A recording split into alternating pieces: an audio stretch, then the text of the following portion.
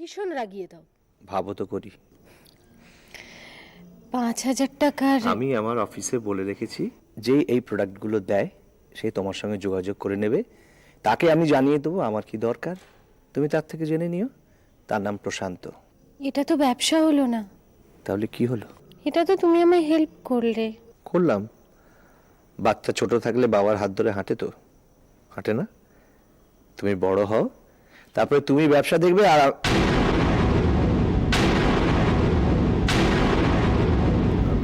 মানে তুমি নিজে তখন বড় ব্যবসা চালাবে। সুবল, এখানে চাটা দাও। রোহিত, যখন যেটা বলতে ইচ্ছে করবে তখন সেটা প্রাণ খুলে বলবে। জাস্ট লেট ইট গো রোহিত। রাতের সব তারাই থাকে দিনের আলোর গভীরে। একটা জিনিস লক্ষ্য করেছো রোহিত, আমরা কত সহজে আপনি থেকে তুমিতে চলে এসেছি। আসি। এসো।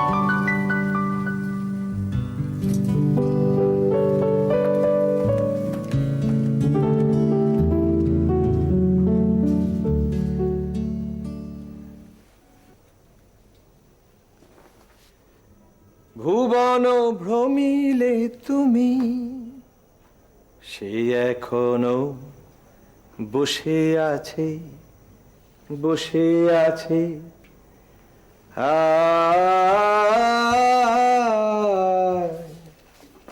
কাছে ছিলে দূরে গেলে। এই সীমা, এই আমার শেভিং ক্রিমটা ফুরিয়ে গেছে, দেখো তো শঙ্কর কাকু শেভিং ক্রিমটা আছে নাকি। হ্যাঁ, দেখতে হবে। এই শোনো না, এই আজ সন্ধ্যাবেলা একটু বেরোবে? চলো না ঘুরে আসি, ভাল লাগছে না চার দেয়ালের মধ্যে। ধর চলো। না, ভাল লাগছে না। আরে কেন? ভালো না লাগলো চলো। না, আমি যাব না। কি আশ্চর্য, কি করবে একা একা বাড়িতে বসে? কিচ্ছু না, এক্ষুনি বলবে তো কিংসুকের কথা ভাববো বসে বসে। আমি কিন্তু তোমায় কিছু বলিনি। বলতে তো যাচ্ছিলে এক্ষুনি।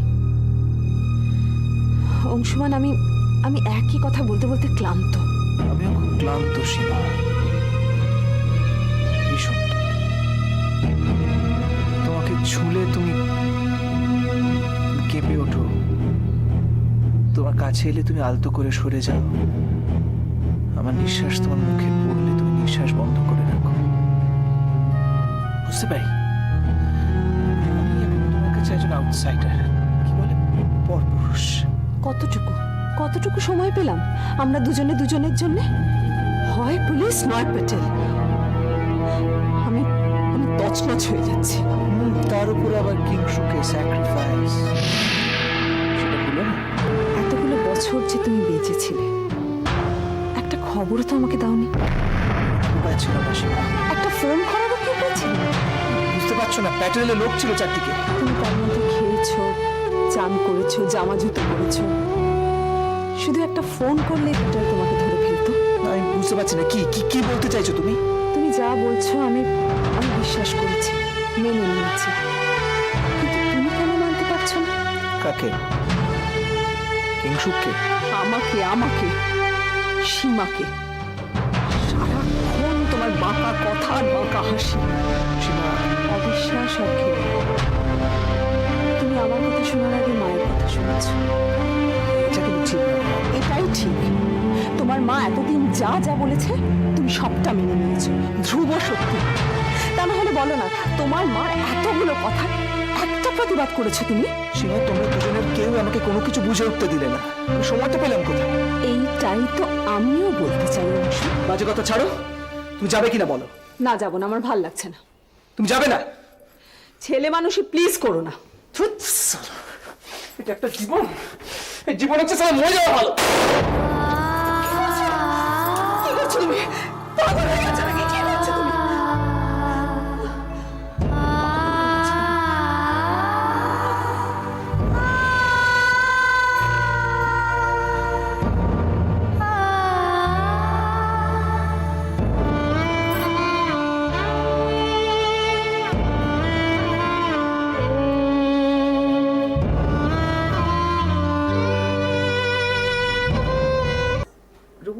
ছোট থেকে তোর সমস্ত কাজ সমস্ত চিন্তা তুই আমার সঙ্গে শেয়ার করেছিস। এখন কি তুই একটু বদলে গেছিস? কেন? না মানে তমালিকা দে আমার মা, সোজা কথা সোজাভাবে বলো, শুনি। তাহলে বলি, মালাকে কি তুই বিয়ে করতে চাস?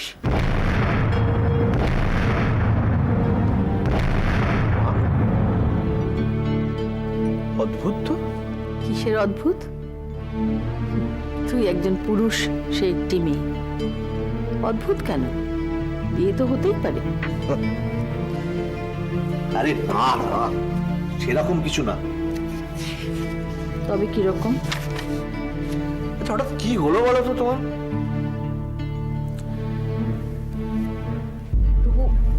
অলি তোকে ভীষণ ভালোবাসে, তুইও তাই। হ্যাঁ, তাতে কি হলো? খান টানলে মাথা আসে যে অলি নিজের বাবা তাকে দেখতে পারে না, দুবেলা দুচ্ছাই করে। তাকে তুই ভালোবাসলি দু হাত বাড়িয়ে। অলি মেয়েটাই এমন মা, ভালো না বেশে পারা যায় না। অলির মা তো নরম হবেই, মালা তোকে ভালোবাসে। না মা। কিন্তু তুই কি মালাকে বিয়ে করতে চাস? মা, তোমার কথার কোনো বেসই নেই। কি সব বলছো বলো তো তুমি? আছে আছে, যথেষ্ট বেশ আছে, কিন্তু তুই সেটা দেখতে পাচ্ছিস না। তুই যে অলি কিরিটকে ভীষণ ভালোবাসিস। মালা মেয়ে খারাপ আমি বলছি না, কিন্তু রুবু সে দুটো বাচ্চার মা। মা, আমাকে শেষ করতে দে রুবু। মালা তোর একজন ভালো বন্ধু হতে পারে, ভালো বন্ধু হই থাক। বিয়েটা এবার আমি বলি, অলি কিরিট আমার কাছে শুধুই অলি কিরিট। কার ছেলে কার নাতি এসব আমি ভাবি না, ভাবতে চাইও না। ভাবতে হবে রুবু। অলি কিরিটের বাবা কিরকম লোক সেটা ভুলিস না। অলি কিরিট আমার চোখের মণি, বুকের পাঁজর। আর মালা আমার সমবেধী। মালা আমাকে বোঝে, আর বোঝে বলেই এত কম সময় মালা আমার এত কাছে আসতে পেরেছে। তোর এই সিদ্ধান্তে আমার মত নেই। আমি তো কোনো সিদ্ধান্তে আসিনি। আমার ছেলের বউ দুটো বাচ্চা কোলে ঢুকবে, এটা আমি মানতে পারছি না। ভালোবেসে ওদেরকে কাছে টানো, একটু হাসো, দেখবে স্বর্গ এখানেই নেমে আসবে। তুই তাহলে মালাকে বিয়ে করবি? এই না হলে আমার মা। দেখো, আমি কিন্তু কাউকে জানাইনি, এমনকি আমি নিজেও জানি না। অথচ তুমি কত সহজ করে বুঝিয়ে দিলে যে আমি কি ভাবছি। ছাড়, আমার ভালো লাগছে না।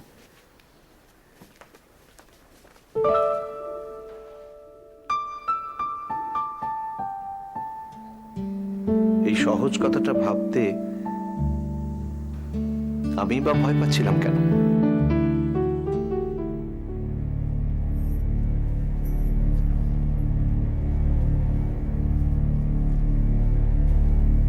রবি, তোর সঙ্গে আমার একটু কথা ছিল। বলে গেল। দেখ, বৌমা গান শুরু করেছে কিন্তু আমাদের কথাতেই, আর ও বেশ ভালো গান গায়। এই গান নিয়ে তুই এত অশান্তি করছিস কেন?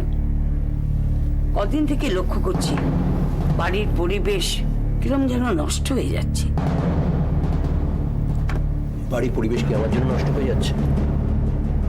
আর সেটা তুমি এই ইদানিং লক্ষ্য করছো? তুই বৌমার সঙ্গে খারাপ ব্যবহার করিস কেন? গান গাও কি খারাপ?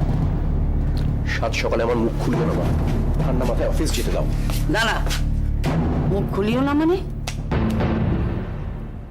অন্যের দিকে একটা আঙুল তুললে বাকি চারটে আঙুল নিজের দিকে থাকে, সেটা বুঝে যাও। মানে ঝগড়াটা কি আমাকে দিয়ে করাবেই? আমার কথাটা একটু শোনো। আমাকে নয়, মাকে বলো। আমি আমার মুখে গান গাইতে বারণ করছি, মা। বাইরের লোককে বলতে যাইনি। তুই ভুল করছিস। কি ভুল করছি?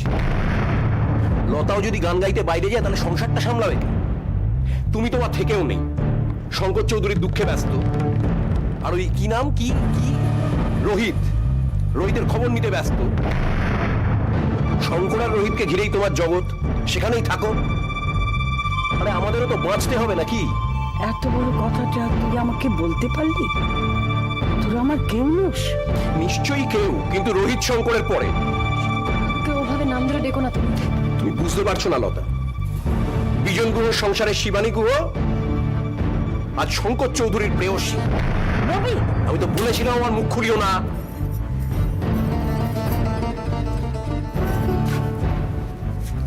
আর একটা কথা, শেষবারের মতো বলছি, রোজ রোজের এই অশান্তি কিন্তু আমার আর ভালো লাগছে না।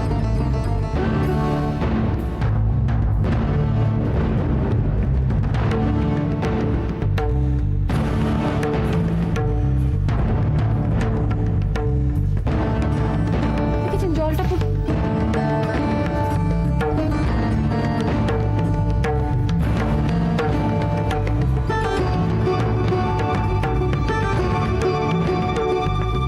আমি জানতাম একদিন আমি একা হয়ে যাব। ভগবান, মুখ তুলে চাও ঠাকুর, আর কত সহ্য করব, আর কত সহ্য করব।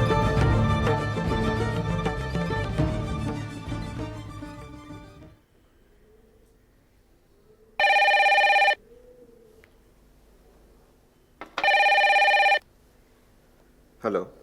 মালা বলছি। হ্যাঁ,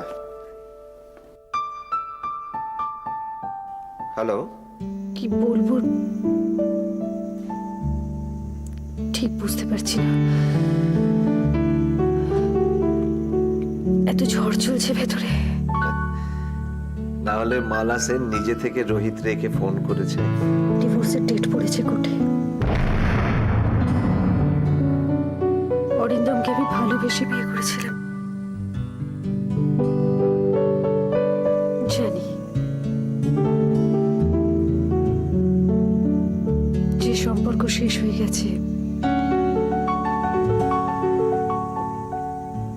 তাকে টেনে নিয়ে যাওয়ার কোনো মানেই হয় না।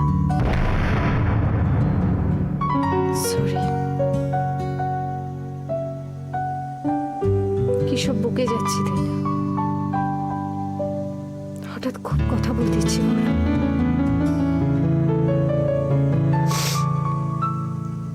রাখছি।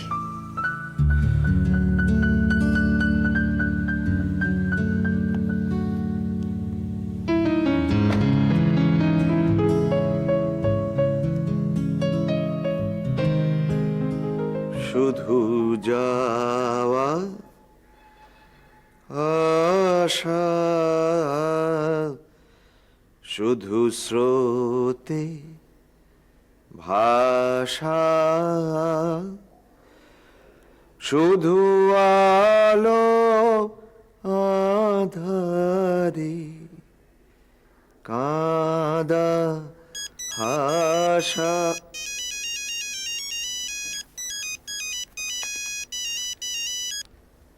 হ্যালো। হ্যালো রিয়া, কোথায় তুই? দরজার সামনে? দাঁড়া দাঁড়া দাঁড়া দাঁড়া।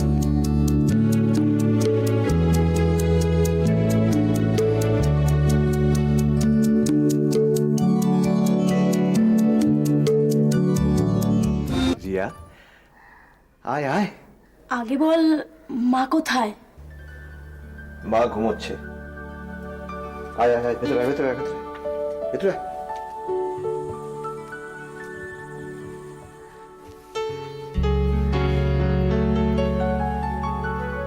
কিরে রিয়া, তুই এত রাতে কার সঙ্গে এলি? আমি যদি এত রাত করে না আসতাম তাহলে কি তোর সাথে একা কথা বলতে পারতাম? আর এমনিতে আমার সাথে আমার গাড়ি আছে। গন্ধটা চেনা চেনা লাগছে, কফির গন্ধ না? খাবি? উফ, তুই তোর রাতের কফি আর গল্পের বইটা। এই যে সত্যি সত্যি খাবি নাকি এক কাপ গরম গরম কফি? পেয়ে দাঁড়া, সুবলকে ডাকি। ও তুই তুই তাহলে একটু আড়ালে যা। আচ্ছা রিয়া, এসবের কি কোনো প্রয়োজন আছে? তুই তো এ বাড়িরই মেয়ে, কেন তুই চোরের মতো আসবি বলতো? আমি আসছি, এটাই তো আসল। ঠিক আছে, তুই আড়ালে যাই, আমি সুবলকে ডাকি। সুবল,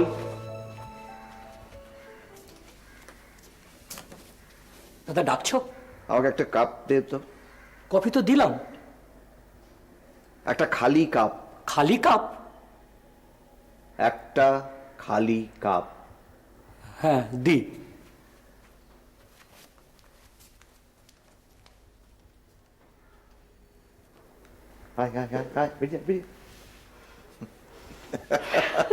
খুব ঘাবড়ে গেছিল, ওর মুখটা দেখলি? সুবলকে পেলি কোথার থেকে? তা বছর ছাড়াই হলো কাজ করছে। ও আচ্ছা। আর শোন, সিদ্ধার্থর কি খবর রে? সিদ্ধার্থ, তুই তো ওকে বিয়ে করলি না। এইবারে সে একটা ফ্রেঞ্চ লেডির সঙ্গে থাকে, অবশ্য বিয়ে থা করেনি। French lady? ক্যাবলা সিদ্ধার্থ লিভ টুগেদার করছে? ভাবাই যায় না। এই আচ্ছা আচ্ছা আচ্ছা, এই নাও। একা একা হাসছো কেন? তুই যা।